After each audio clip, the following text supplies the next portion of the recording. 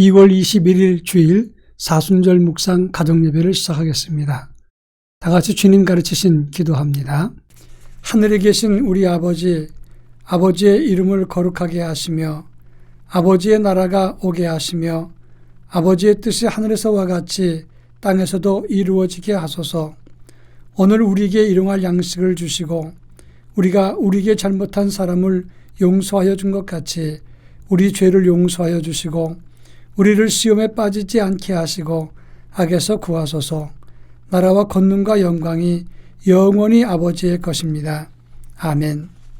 찬송가 151장 만왕의 왕 내 주께서 찬송가 151장을 부릅니다.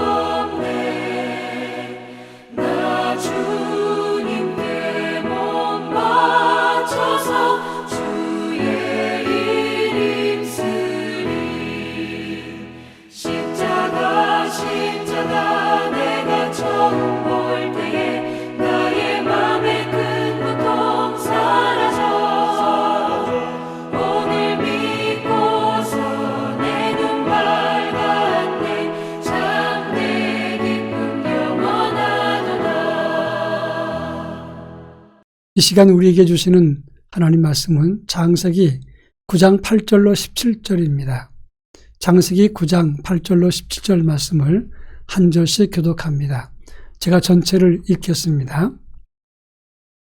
하나님이 노아와 그와 함께한 아들들에게 말씀하여 이르시되 내가 내 언약을 너희와 너희 후손과 너희와 함께한 모든 생물 곧 너희와 함께한 새와 가축과 땅의 모든 생물에게 세우리니 방주에서 나온 모든 것 곧 땅의 모든 짐승에게니라. 내가 너희와 언약을 세우리니 다시는 모든 생물을 홍수로 멸하지 아니할 것이라. 땅을 멸할 홍수가 다시 있지 아니하리라. 하나님이 이르시되 내가 나와 너희와 및 너희와 함께하는 모든 생물 사이에 되도록 영원히 세우는 언약의 증거는 이것이니라. 내가 내 무지개를 구름 속에 두었나니 이것이 나와 세상 사이에 언약의 증거니라.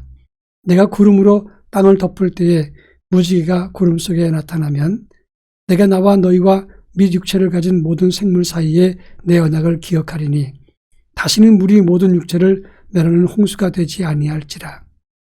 무지개가 구름 사이에 있으리니 내가 보고 나 하나님과 모든 육체를 가진 땅의 모든 생물 사이에 영원한 언약을 기억하리라. 하나님이 노아에게 또 이르시되 내가 나와 땅에 있는 모든 생물 사이에 세운 언약의 증거가 이것이라 하셨더라. 아멘. 일반적으로 약속을 할 때는 약속 당사자인 갑과 을이 함께 서로 합의해서 지켜야 될 조목들을 따지면서 그 조항들을 다 기록하고 약조를 하는 법입니다. 그런데 이런 약속 말고도 일방적으로 약속을 선포하는 경우가 있습니다. 이런 경우는 먼저 약속을 제안하는 사람이 자기 결정권을 가지고 이야기를 하는 것입니다. 이런 경우는 약속이라고 하기보다는 약속을 위한 선포라고 말할 수가 있습니다.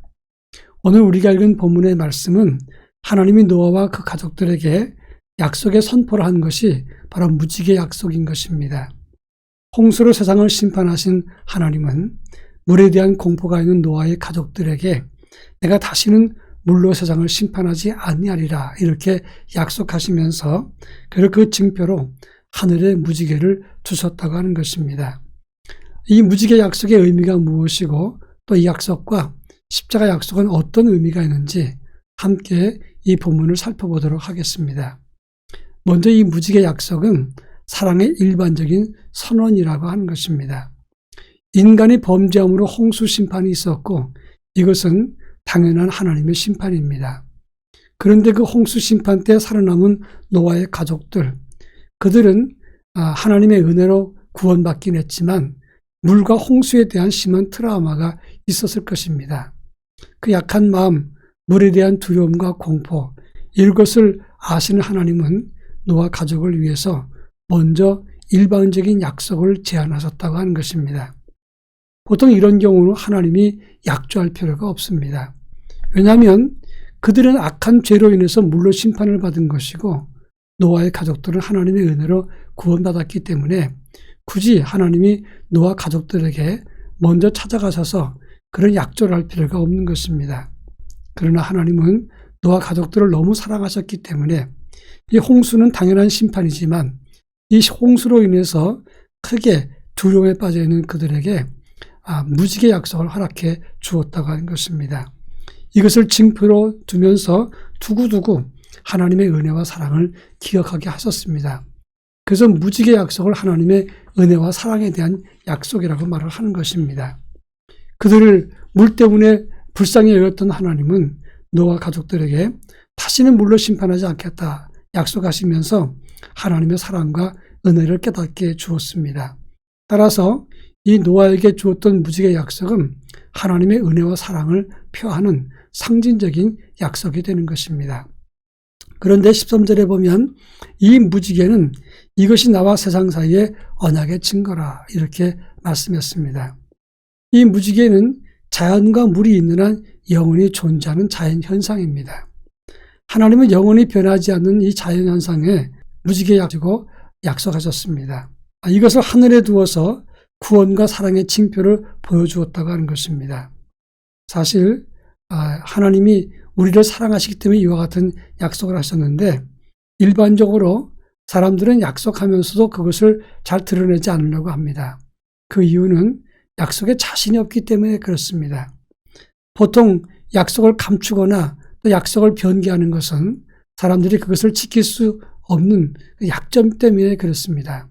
그러나 하나님은 당당하게 하나님의 언약의 약속을 무지개로 하늘에 걸어 놓으시고 두고두고 당당하게 지키겠다고 말씀하셨다고 하는 것입니다. 그 약속은 우리의 조건 따라서 어떨 때는 주기도 하고 거두기도 하는 그런 약속이 아닙니다.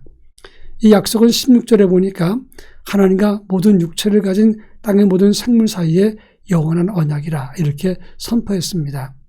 사람들은 변해도 하나님의 약속은 변하지 않는 것을 영원히 보여준 것이 하나님의 약속의 특징인 것입니다.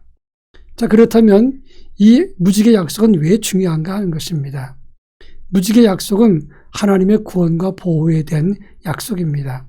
동시에 하나님의 은혜와 사랑을 우리에게 베풀어준 일반적인 약속입니다. 그것은 십자가 약속의 예표라고 말할 수 있습니다.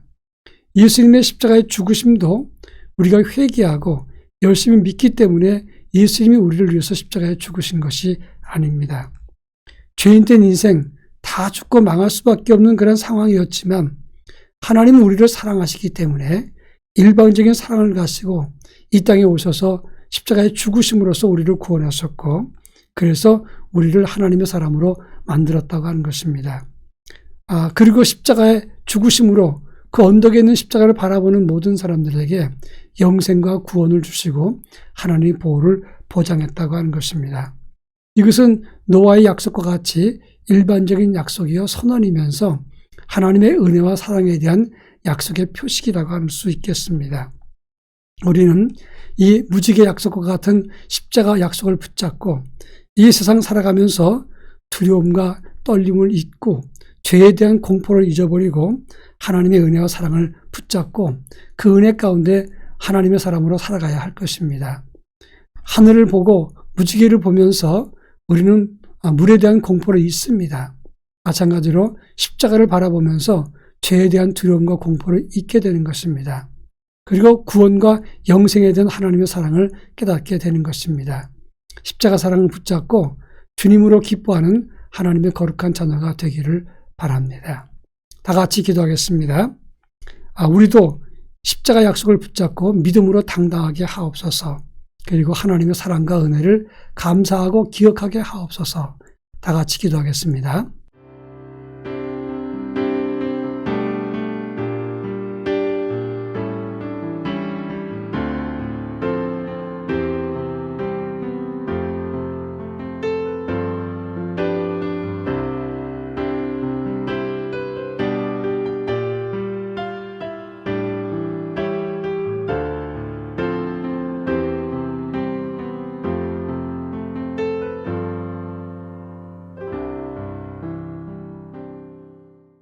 사랑 많으신 하나님 아버지, 무지개 언약과 같은 일방적인 약속, 하나님의 은혜와 사랑을 보여주는 그 은혜의 약속 십자가를 붙잡고 믿음으로 당당한 삶을 살아갈 수 있도록 은혜를 더하여 주옵소서.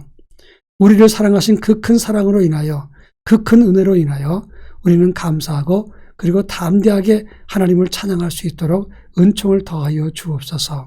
예수님의 이름으로 기도합니다. 아멘.